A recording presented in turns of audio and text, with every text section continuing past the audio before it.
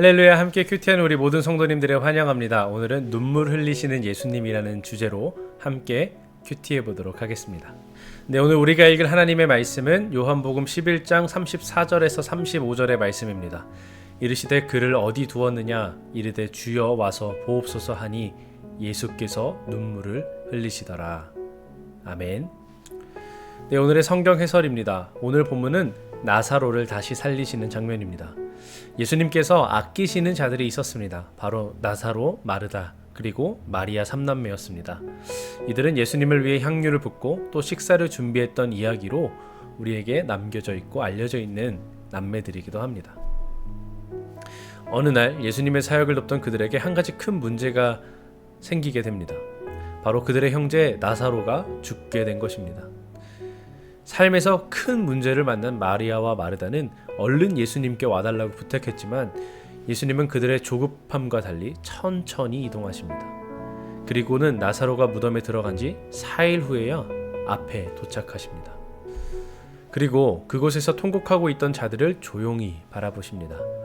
마르다와 마리아 그리고 모두 갑작스러운 나사로와의 이별에 통곡하고 있었습니다. 그런데 그때 예수님의 눈에서 갑자기 눈물이 흘렀습니다. 이 예수님의 눈물은 과연 어떤 의미를 가졌을까요? 왜 죽음을 이길 수 있는 능력이 있으신 분이 눈물을 흘리셨을까요? 몇 가지 생각해 볼 수 있습니다. 죽음의 문제를 해결하지 못하는 인간의 모습 자체를 보고 흘리시는 안타까움의 눈물이었을 수 있고요. 또 사랑하는 이를 잃고 슬퍼하는 이들을 바라보면서 그들을 향한 공감의 마음이 생겼기 때문에 눈물을 흘리셨을 수도 있습니다. 그리고 무엇보다 어떤 사실이든 중요한 것은 나사로와 그 남겨진 자들을 위해서 예수님께서 눈물을 보이시고 흘리셨다는 겁니다. 네, 세상의 종교들 중에서 기독교가 좀 특별함을 가지고 있는 이유가 있습니다. 바로 하나님께서 직접 이 땅에 오셔서 우리와 같이 되셨다는 사실이 존재하기 때문입니다. 인류를 공감하기 때문에 특별한 거죠. 우리가 느끼는 기쁨과 슬픔, 또 기대와 실망, 또 다양한 삶의 환경과 또 감정들을 겪으셨습니다. 오늘 본문은 그런 하나님의 특별함을 우리에게 설명합니다. 하나님은 분명히 죽음을 이길 능력을 가지신 분이시지만 그런 능력만 있는 것이 아니라 우리와 공감하는 성품이 있다는 것을 소개해 주는 겁니다. 예수님은 오늘 본문에서 능력을 보이시기 전에 나사로와 남겨진 자들을 위해 눈물을 흘리시며 공감하십니다. 바로 여기서 예수님의 특별함이 드러나게 되는 거죠. 세상을 살다 보면 어떤 종류의 문제든 어려움을 겪을 때가 있습니다. 그리고 이곳저곳을 다녀보면 문제를 해결해 주시는 다양한 해결사들을 만날 수 있습니다. 그러나 그 문제를 겪는 어려운 마음을 진심을 다해 공감해 주는 사람을 만나기는 쉽지 않습니다. 오늘 본문을 통해서 예수님은 우리에게 공감도 능력만큼 중요한 것임을 보여주십니다. 그렇게 우리도 누군가의 어려움과 아픔을 본다면 하나님께 두 가지를 구해야 합니다. 바로 문제를 해결하는 능력과 마음의 문제를 해결하는 공감입니다.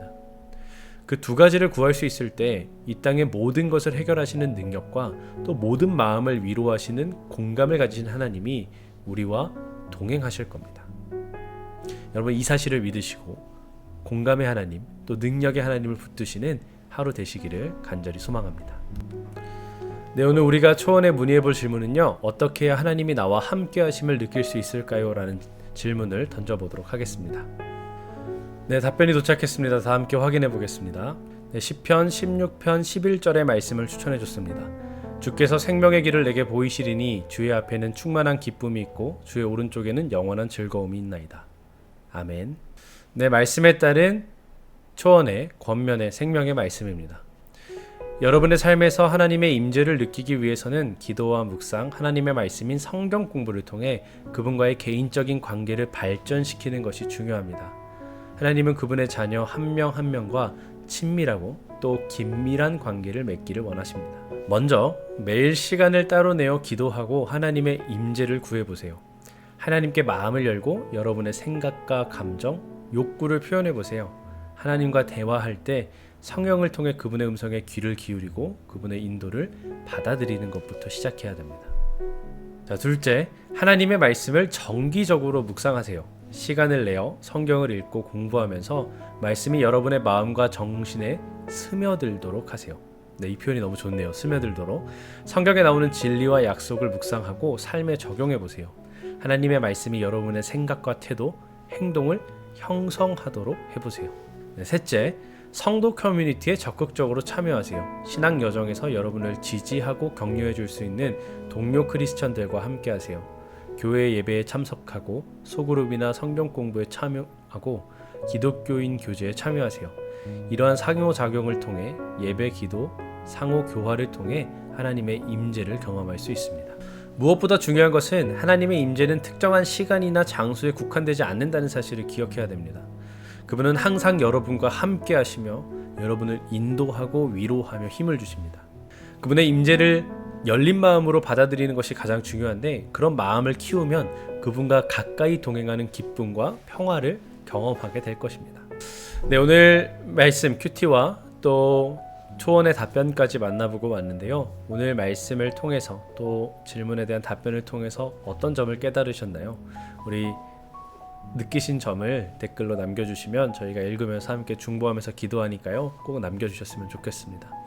오늘 말씀을 통해서 하나님은 이 세상의 모든 문제, 심지어 하물며 죽음의 문제까지 해결하실 수 있는 분임을 배웠습니다. 근데 그거 문제만 해결해 주시는 분이 아니라 우리의 마음을 깊숙이 들어와서 공감하시고 눈물까지 흘려주시는 분이라는 것을 배웠습니다. 우리가 이런 분을 만나기 위해서 해야 되는 노력은 매일매일 하나님 앞에 엎드리는 것밖에 없습니다.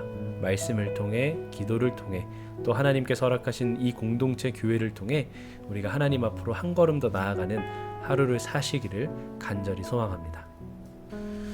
네, 다 함께 기도함으로 오늘의 큐티를 마무리하겠습니다.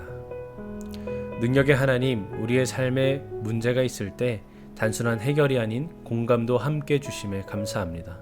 직접 이 땅에 오셔서 우리의 삶을 이해해 주셔서 감사합니다. 아무에게도 꺼낼 수 없는 문제를 주님께 드릴 때 공감과 능력으로 함께 해주세요. 예수 그리스도의 이름으로 기도합니다. 아멘.